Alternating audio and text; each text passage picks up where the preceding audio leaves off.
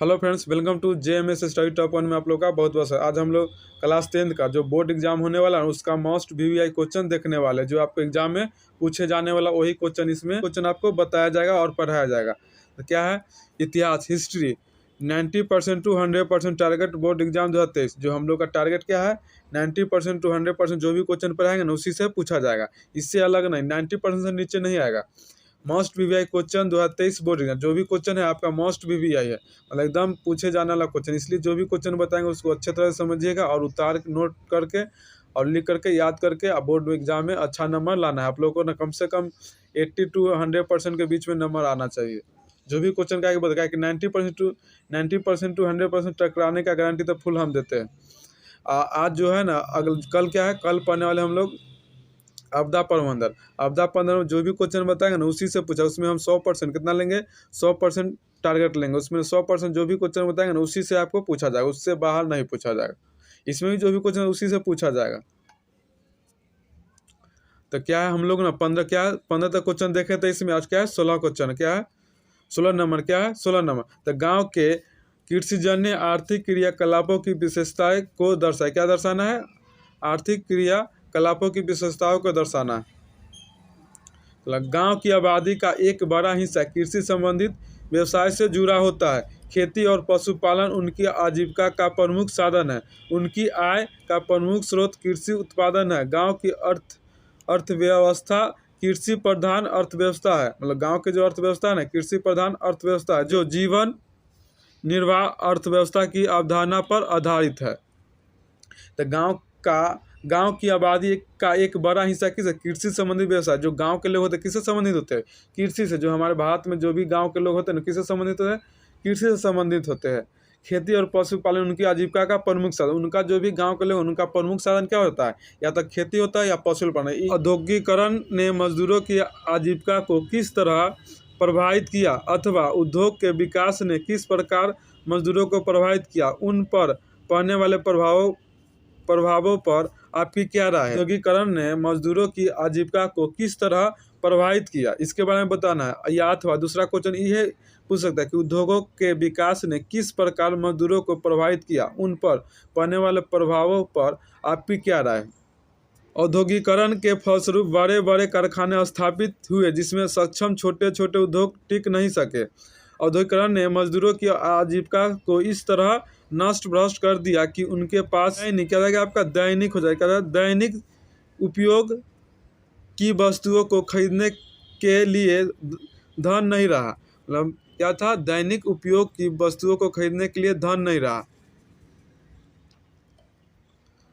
रहा। अब मजदूर और बेरोजगार कारीगरों ने झुंड बनाकर घूमना शुरू किया और मशीन को तोड़ने लग गए। अपनी स्थिति को सुधारने की अपेक्षा उन्होंने आंदोलन को शुरू किया। तो क्या देखिए, औद्योगिक के फलस्वरूप बड़े बड़े कारखाने स्थापित किए, जिसमें न सक्षम छोटे छोटे उद्योग टिक नहीं सके। मतलब बड़े बड़े कारखाने जब स्थापित हुए उसमें बड़े बड़े मशीन लगे, जहाँ क्या होता, वहाँ पर क्या होता, मजदूरों को, कारीगरों की संख्या क्या कम होने लगी, जिससे क्या होता है, बेरोजगारी बढ़ना स्टार्ट हो गया। औद्योगिक ने मजदूरों को आजीविका को इस तरह नष्ट भ्रष्ट कर दिया कि उनके पास दैनिक उपयोग की वस्तुओं को खरीदने के लिए धन नहीं रहे। जो पैसा था ना उनके पास नहीं, क्या कि बेरोजगारी इतना ना बढ़ गया कि उनके पास रोजगार ही नहीं था, इसलिए उनके पास खरीदने किसी वस्तु के लिए धन नहीं था। अब मजदूर और बेरोजगार कारीगरों ने झुंड बनाकर घूमना शुरू किया और मशीन को तोड़ने लगे। मतलब मजदूर लोग क्या करे, झुंड बनाकर, जो मजदूर और बेरोजगार लोग क्या करे, झुंड बनाकर घूमने लगे और क्या किए, अपनी स्थिति को सुधारने की अपेक्षा उन्होंने आंदोलन को शुरू किया। अपनी स्थिति सुधारने की अपेक्षा उन्होंने क्या किया, आंदोलन को शुरू किया। असलम पद्धति की शुरुआत कैसे हुई, क्या है, असलम पद्धति की शुरुआत कैसे हुई, अथवा असलम से आप क्या समझते हैं, इसकी शुरुआत क्यों और कैसे हुई।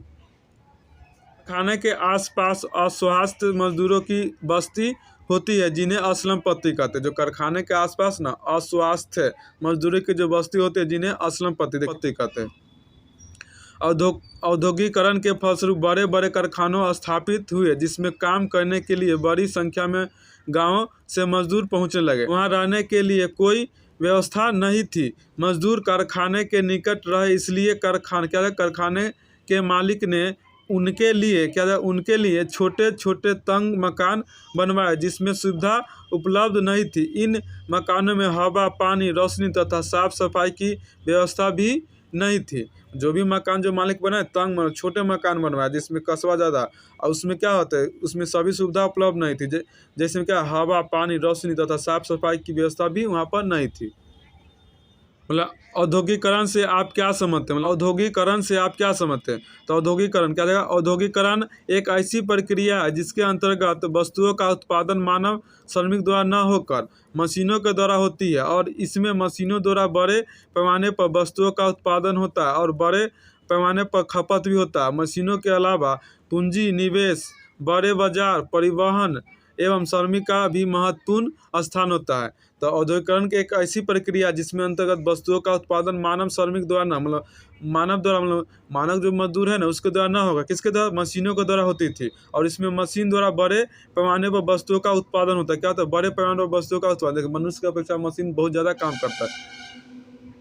बड़े पैमाने पर उत्पादन होता था और बड़े पैमाने पर खपत भी, इसका खपत भी क्या होता है? बड़े पैमाने पर होता था। इसको बाजार में उतना जल्दी ले जाकर खपत कर जाता था।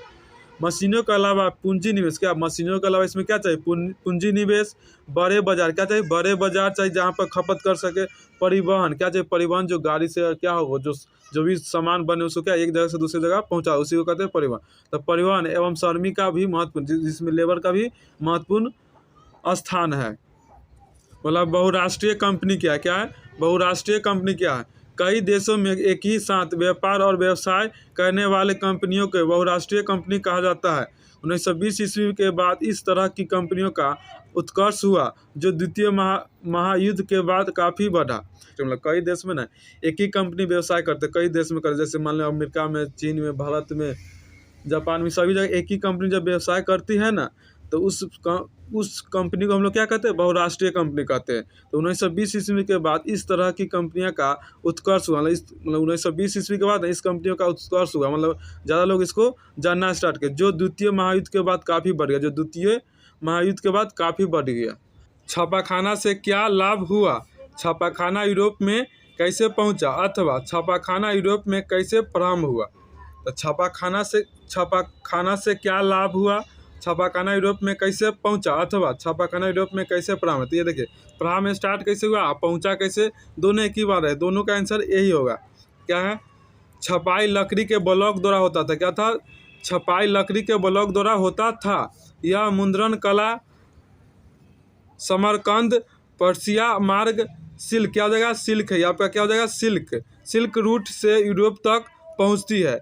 मतलब समरकंद, पर्सिया मार्ग, सिल्क रूट से यूरोप तक पहुंचती है।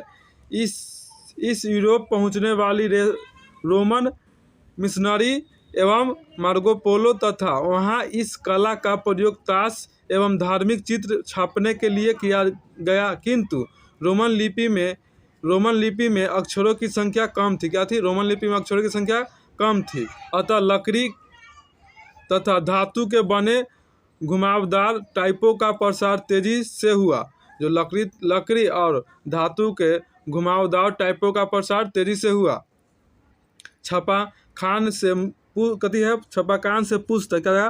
पुस्तक ज़्यादा मात्रा में जल्दी छपने लगे। छपाखान से ना पुस्तक ज़्यादा मात्रा में जल्दी छपने लगे।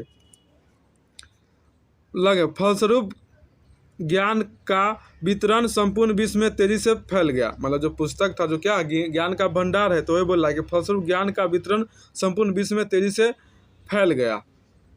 तो चलिए, आज हम लोग का वीडियो यहीं तक समाप्त होता है। वीडियो अच्छा लगे तो लाइक, शेयर और सब्सक्राइब जरूर करें। आज हम लोग ना कल क्या है, हम लोग आपदा पर 100% गारंटी, क्या है? 100% गारंटी लेंगे कि आपदा 15 से जो भी क्वेश्चन होगा वो आएगा। देखिए, इससे पहले हम 72 क्या बोले थे, 80% ना बोले थे, 92 100%।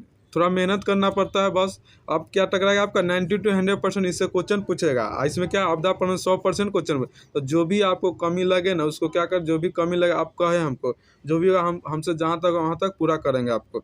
इसलिए कमेंट जरूर करें। क्या कमेंट में जो भी प्रॉब्लम है आपको कमेंट जरूर करें, है ना? जो भी दिक्कत है कमेंट जरूर करें।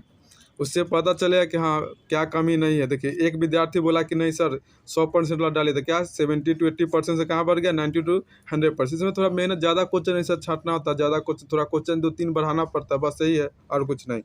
रह गया आपदा प्रबंधन। आपदा प्रबंधन जो क्वेश्चन बहुत कम छोटा चैप्टर है और 10 अंक और 12 अंक का बात है, मतलब बहुत छोटा है। उससे ना जो भी क्वेश्चन बताएंगे वो क्वेश्चन एकदम 100% टारगेट करेगा, इसमें कोई कमी नहीं होगा।